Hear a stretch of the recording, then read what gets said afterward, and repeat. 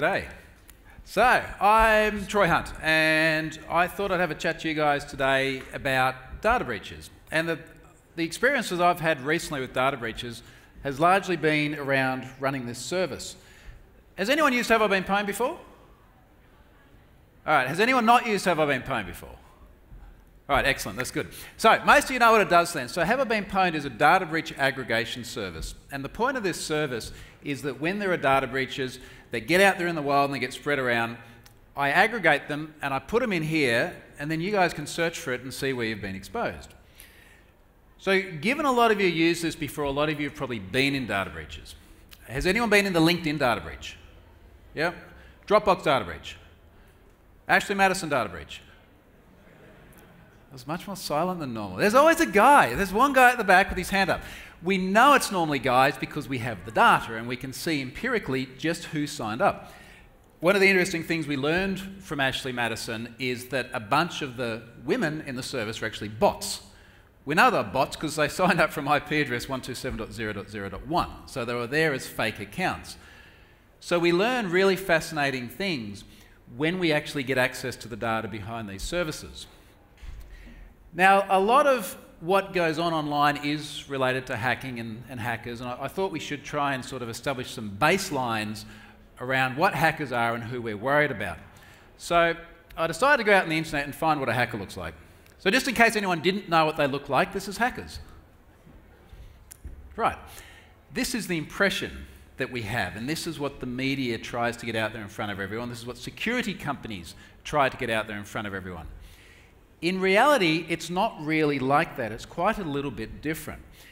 Now, I think it's interesting to look at why we do this. So why do we have this impression? Why does the media push this? Well, it's scary, right? It's like it's hoodies, and it's dark, and there's green screens, and there's binary. Hackers really love binary, just in case you didn't know. So this appears all the time in the imagery we see. The other place it appears all the time is in security companies selling security things, because they want to convince you to buy their security product. And the scarier they can make hackers seem, the more likely they are to be able to sell it. So I saw a video recently, and it's from a company called Cujo. Now Cujo, as best as I can tell, make like a little firewall that you put in your home. Now when you have the firewall, magically, no more hackers. Problem solved. I want to show you the way they represent the hackers. A very short video clip here. Have a look at this. See what you think of it. You may not know it, but you've probably already been hacked. Thousands of hacking attacks occur each day. Right, now, how do we know he's a hacker? Come on, we've done this. Hoodie, right? Okay, so it must be a hacker. But when I saw this, I thought it was quite curious because the guy's on a green screen, so we know that green screen features a lot in hacking. We've covered that. But as they scrolled through, I've sort of looked at the corner of the screen and said, this looks very much like a browser. So why do we have a hacker in a green screen in a browser? And I was fascinated by this because I thought I'm going to learn something from this. I wanted to figure it out. And I worked out how they did it. The way they do it is you go to a website called hackertyper.net. Now, when you get to hackertyper.net, all you do is you start bashing the keyboard, and as you bash the keyboard, it hacks for you. So you can do this even on your mobile phone. Hackertyper.net, bash the keyboard, this is what happens. This is the way security products are being sold, on absolute misrepresentation of who you have to be worried about. It's not like a guy in a browser with Hackertyper. This is not what we're worried about. Let's look at who we are worried about. So who is actually breaking into our systems? And to do this, we're going to have a little bit of a look at TalkTalk. Now, TalkTalk is a major British telco, a really big British telco. And in 2015, they had a major data breach. And it was so major, they said, this data breach cost us £77 million. That is massive, £77 million. And it was kind of interesting because when this was in the news, because it was such a major incident, they got quotes from experts. And there was a detective who came out and he said, we think we know who it is. We think it's Russian Islamic cyber jihadis. This was the real quote, Russian Islamic cyber jihadis. Now, it turned out that they weren't Russian, Islamic, or jihadi. They were possibly cyber. The jury's out on that. Turned out it was this guy here. Now, we don't know whether he's wearing a hoodie or not because we can't see his face. And the reason we can't see his face is because it's a 17-year-old child. 17-year-old child did 77 million pounds worth of damage. How does that happen? How does a kid hacking in his bedroom, I assume he's in his bedroom, like he's 17, where else is he going to be, do 77 million pounds worth of damage? Well, the way he did it is he downloaded SQLmap. Literally went to sqlmap.org, downloaded SQLmap for free, pointed at a URL, went out and played or did whatever 17-year-old kids do, came back 77 million pounds later, here we are. Now, in the UK, they take these things very seriously. So they took his iPhone away. And they put him on probation. It's like, no iPhone and no hacking shit for 1 year. And then after that, you're an adult. Good luck if you do it when you're an adult. So this is sort of one of the key lessons. The fact that we're consistently seeing children execute data breaches. A huge amount of the data in Have I Been Pwned has been hacked either by children, like legally children, or very young adults, who for most of us are like still kids, right? Now, one of the big areas I think is particularly interesting when it comes to things like data breaches and the impact on individuals, the impact on organisations, is passwords. And I want to talk a little bit about passwords for a while, because passwords I find particularly fascinating, going all the way back to here. Now, this image is MIT in the 60s. And this is their compatible time-sharing system, which, as best I can tell, is just like a whole room full of computer. Everything is computer. This is what a computer looked like 50 years ago. And the relevancy here is that this is believed to be the first ever instance of a computer system having a password. Like, we had passwords for thousands of years, but this is the first one on a computer. And it's interesting to think about the way passwords worked back then and how they're basically still the same thing today. So you have two strings in your head. You have a username and a password. And if they match the two strings in the system, whether it's back here in the 60s or whether it's a modern web application today, if they match, you log in. That's it. Most authentication schemes work that way. They're very simple.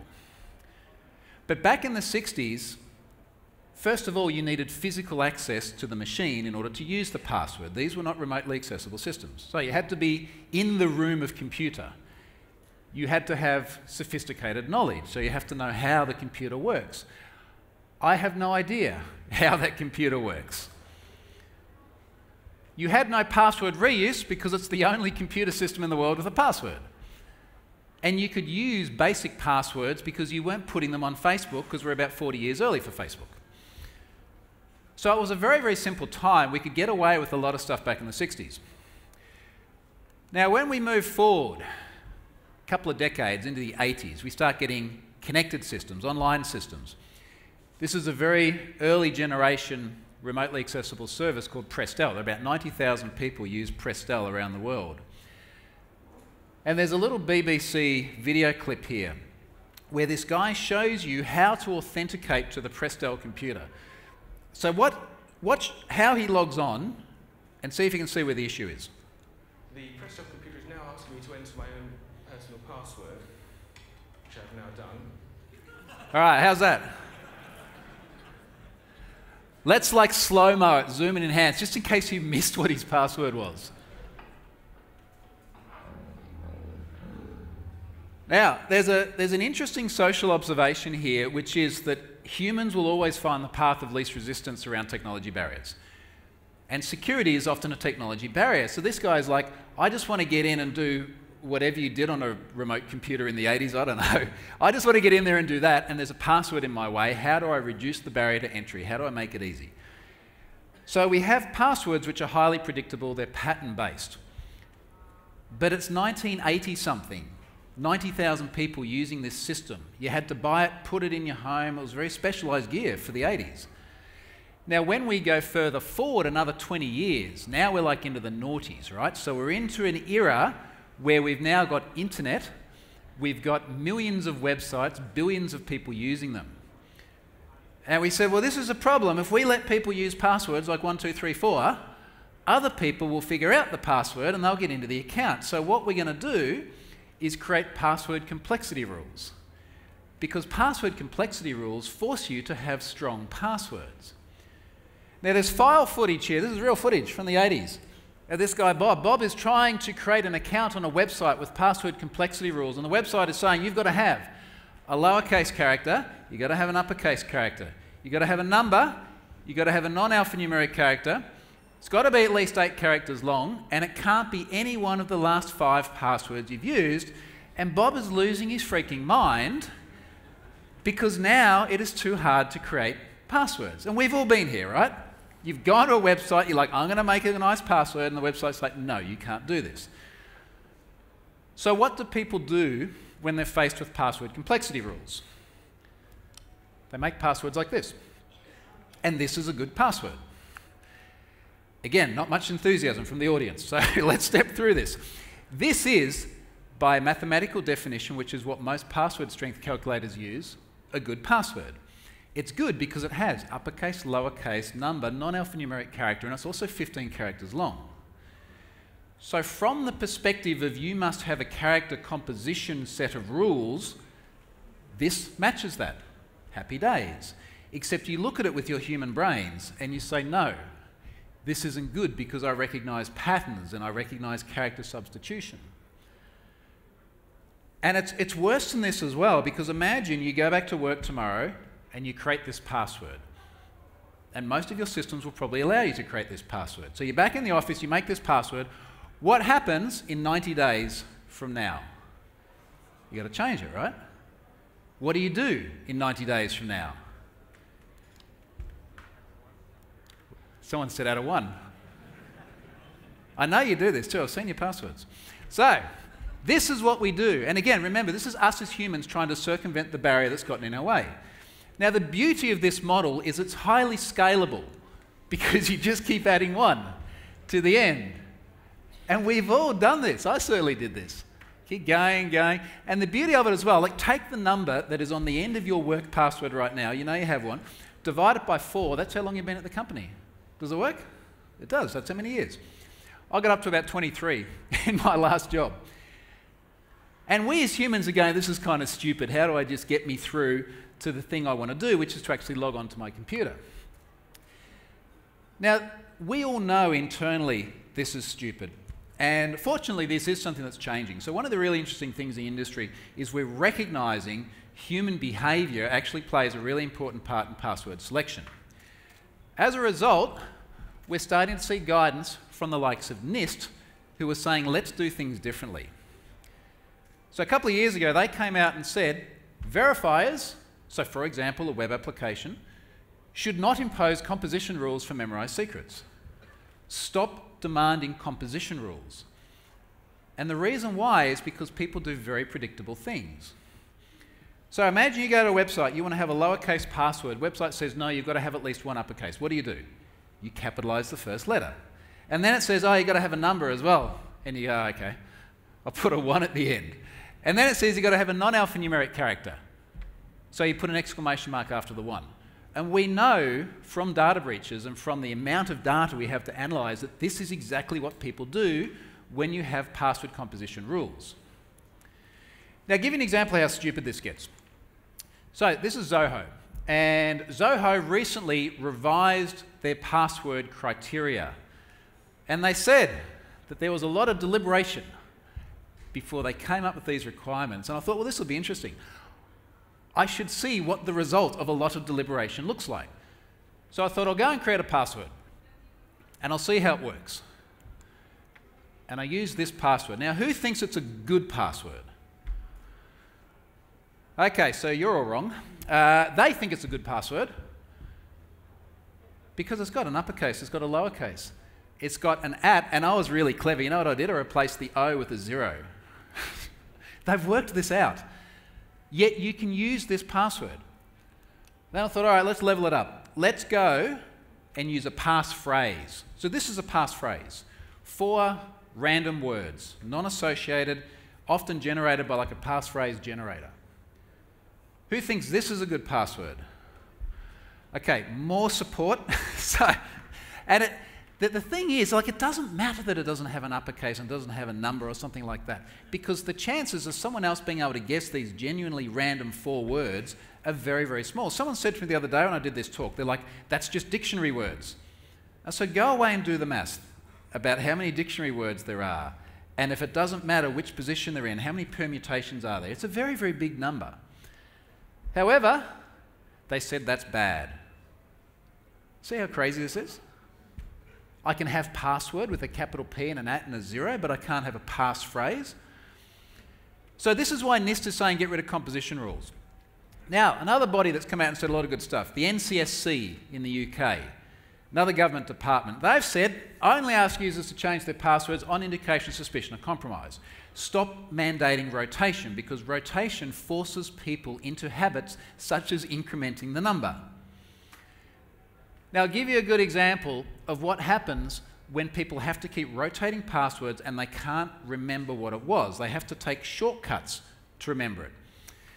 Last year in Hawaii, remember there was like that emergency response system that went off and like everyone's phones got messages and it's like, oh, you're going to get blown up, and everyone very understandably freaked out. This guy runs this emergency response center. So this is the emergency response center that inadvertently sent out the message. And he's here in his little operations center, he's got all the computer screens, and there's something really alarming down here. They're using Internet Explorer. And also he pasted his password up onto the screen, because this is what people do. We know humans do this. We know they take shortcuts. We keep coming back to this thing, right? Like taking shortcuts to get around technology barriers.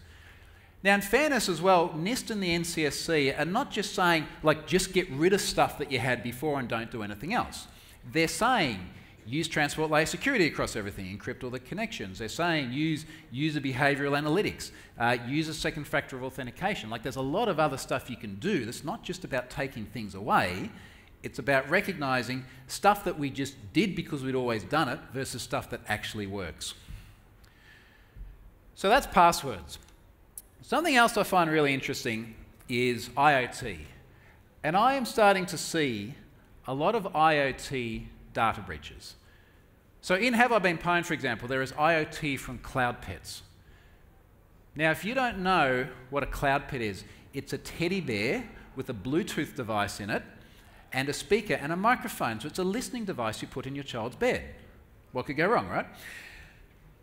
They stored all of the data that the teddy bears collected in a MongoDB, publicly facing, so no firewall or any sort of DMZ, and they didn't put a password on it. And then someone took all the data and sent it to me. Data on kids, because they want to talk into a teddy bear. Fun fact as well, they gave discounts to military personnel who bought the teddy bears. So do the maths on that one. So I'll talk about watches for a moment. So there is this class of parent that's referred to as a helicopter parent. So a parent that's really worried that their child is going to get like kidnapped or murdered, and they have to know where the child is the whole time. And there's this theme which has been emerging around the world, which is to put tracking devices on your children. So think about like a prisoner on parole, right? It's like that, except you put it on your kid's wrist. So there's these watches, these GPS tracking watches. They've got a GPS device in them. They can talk over 3G, so they have internet as well.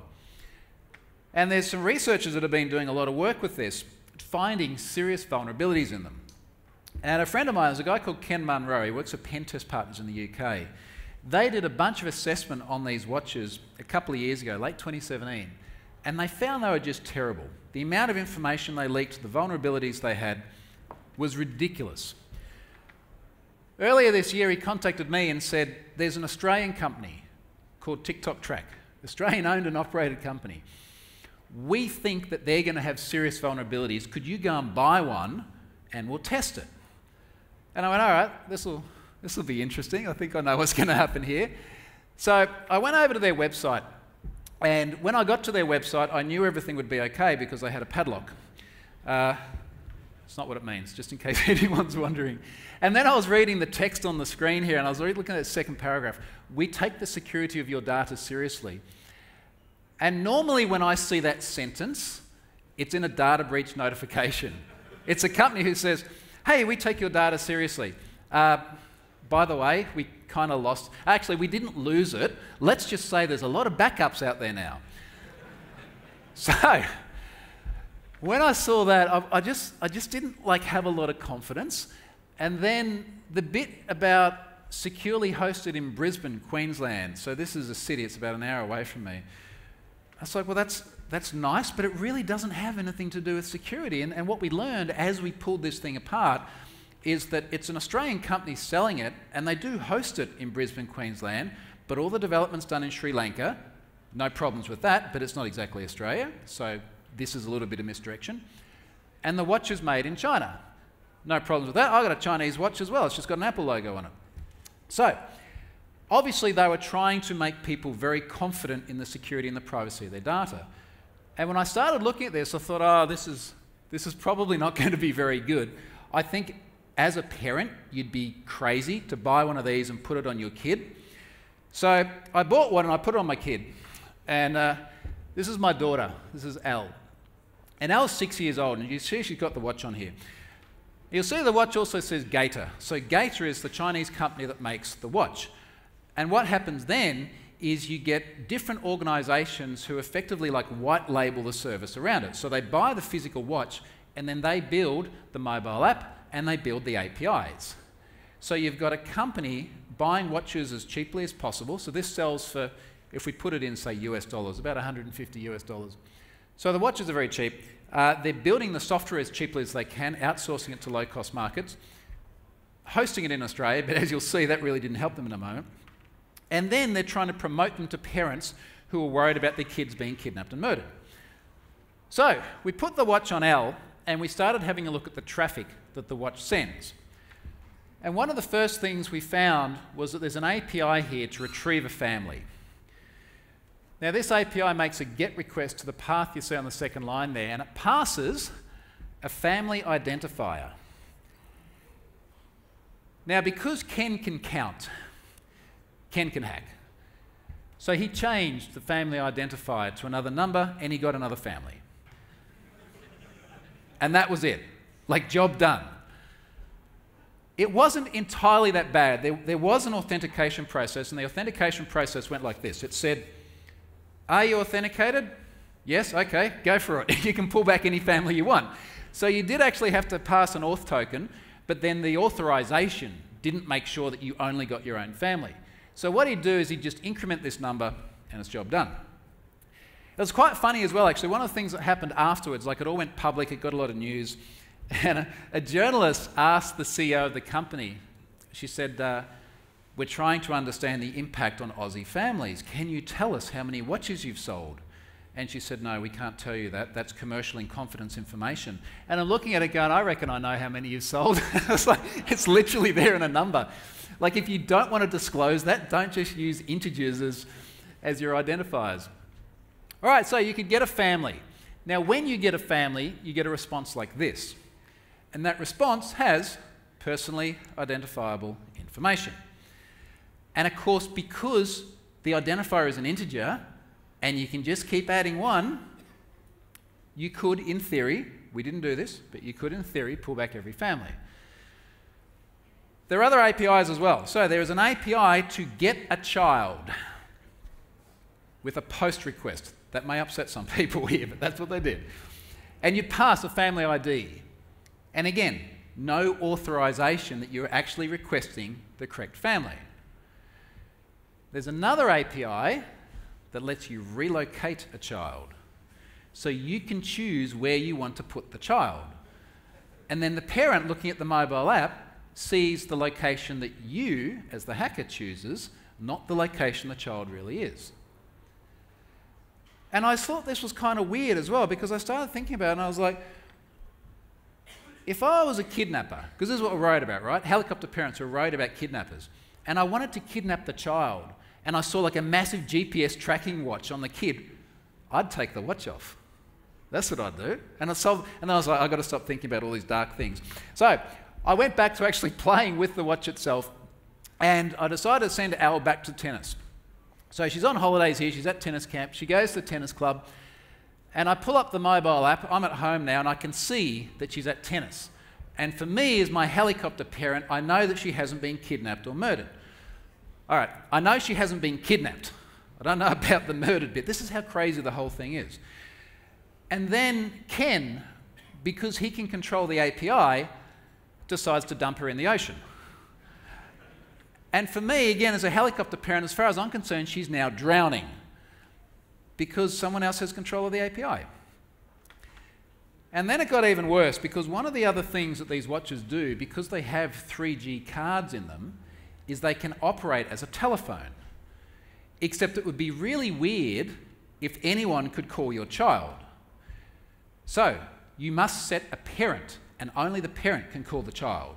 You set the parent by calling an API and passing a number to the API. So what we decided to do is we put Elle sitting here in her bed, and we put the watch on her. And then Ken set one of his colleagues as the parent. Now this colleague's name is Vangelis. So Vangelis is now the parent. So Vangelis decides to call Elle.